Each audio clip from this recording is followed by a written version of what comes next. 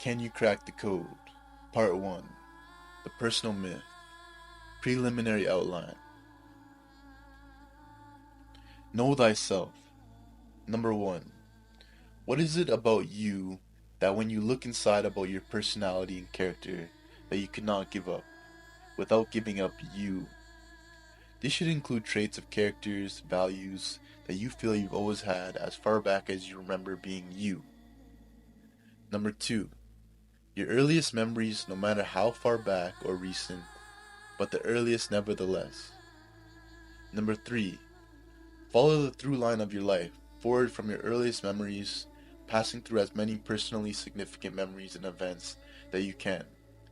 Consider your life transitions, your friendships, relationships, everything that emerges and gathers through the through line. What emerges will be your personal development thus far, and all the stable traits of your personality.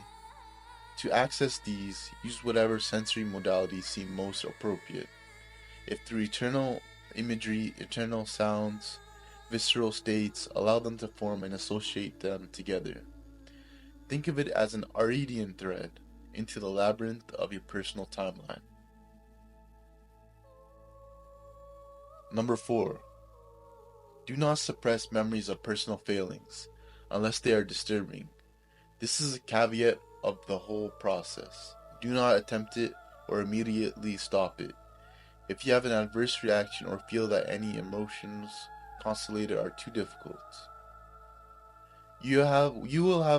number 5. You will have uncovered your personal myth about your life and who you are.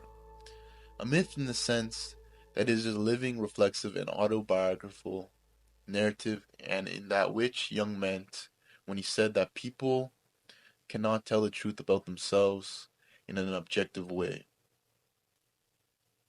That is the truth of ourselves that sits at the very heart of our ego and its self-concept. Number 6. On the positive side, it gives us a mirror within which to reflect upon our most fundamental sense of ego identity and our values, especially those we cannot give up. Number 7. On the negative side, through the through line of our personal myth also uncovers our neuroses, inflexibilities, maladaptations, and personal failings, even in our shadow. More on the specifics of this later. Number 8. Around the through line will gather external mythological motifs and beliefs, religious and political for example, but also symbolic narratives of culture such as films, novels, and all fantasy products of culture that have a sympathetic resonance with our through line. Number 9.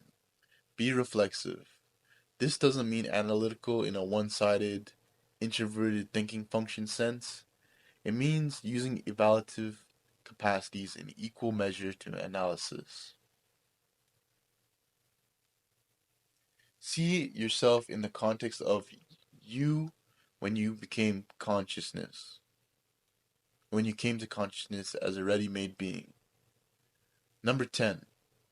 From your earliest memory, if it is in early childhood, run the through experiment reflexively. Who was I before that memory? Did I exist prior to my being able to fix a time and place defined by the memory? You will of course immediately realize that you did exist.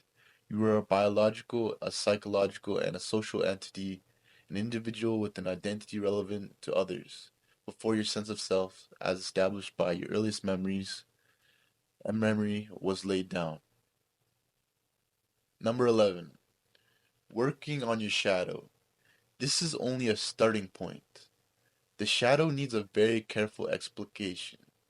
But for now, reflect on this. Around the through line gathers all that you are, emerging as an unfolding process of a priori characteristics that develop into the conscious remembering self that is your ego today.